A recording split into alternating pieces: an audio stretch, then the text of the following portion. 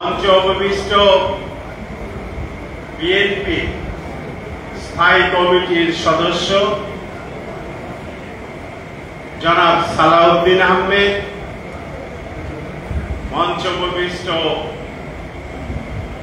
আমাদের রাজনীতির শিক্ষক, ঊনসত্তরের গণঅভ্যুত্থানে মহানায়ক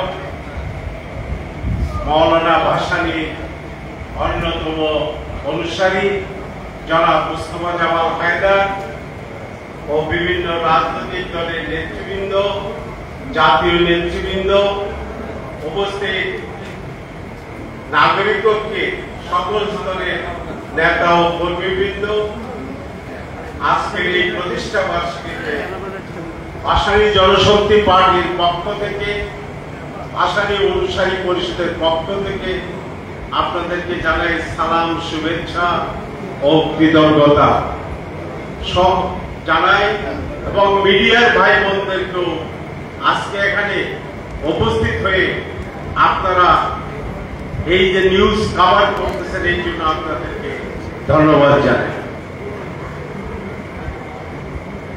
সামনে নির্বাচন, ঠিক এই মুহূর্তে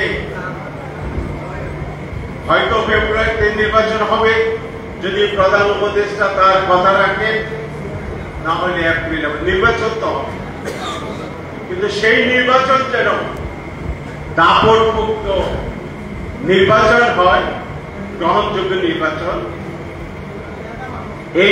এই সাবজেক্টটি নিয়ে এখানে মান্যভাই উপস্থিত করেছেন এই আলোচনা সভা। আমরা বলবো, আপনারা জানেন গত ফ্যাসিস্ট সরকার, খুনি হাসিনা সরকার তিনটি নির্বাচন কিভাবে করেছেন সেটা আপনাদের সকলের জানা।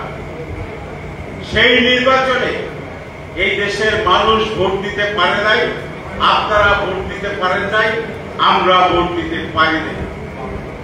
এই যে মানুষ 17 বছর ভোটের অধিকার থেকে, নাগরিকের যে অধিকার, ভোটের অধিকার থেকে বঞ্চিত ছিলেন, এখন মানুষ আশান্বিত যে সামনে যে কোনো নির্বাচনে একটি গ্রহণযোগ্য নির্বাচন হবে, যেখানে কোনো রাতের ভোট দিনের খেলা থাকবে না, যেখানে মানুষ নির্ভয়ে ভোট দিতে পারবে, যেখানে মানুষ ভোট দিতে গিয়ে কোনো হয়রানির শিকার হবে না, এমন একটি গ্রহণযোগ্য নির্বাচনের কথা মান্যভাই বলেছেন। এটা এই দেশ মান্যভাই বলেছেন, সেটা এই দেশের মানুষের আশাকাঙ্ক্ষার প্রতি যে একটি ক্ষমতার দাপট মুক্ত গ্রহণযোগ্য নির্বাচন। আমরা সেই গ্রহণযোগ্য নির্বাচনটি চাই। মান্যভাই, আমরা গণতন্ত্র মঞ্চ করেছি, আমরা কাঁধে কাঁধ মিলে রাজপথে লড়াই সংগ্রাম করেছি মানুষের ভোটের অধিকার ফিরিয়ে দেওয়ার জন্য। সেই ভোটের অধিকার আমাদেরকে ফিরিয়ে দিতে হবে, যাতে মানুষ নির্ভয়ে ভোট দিয়ে ঘরে ফিরে যেতে পারে। মানুষ ঘরে ফিরে যাওয়ার জন্য কোনো শঙ্কা সৃষ্টি না হয়, সেই ব্যবস্থাটা আমাদেরকে করতে হবে।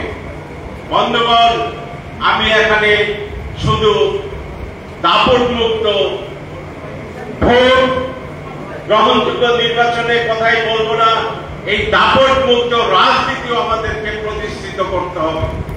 আপনারা জানেন আজকে দেশে যে অবস্থার সৃষ্টি হয়েছে,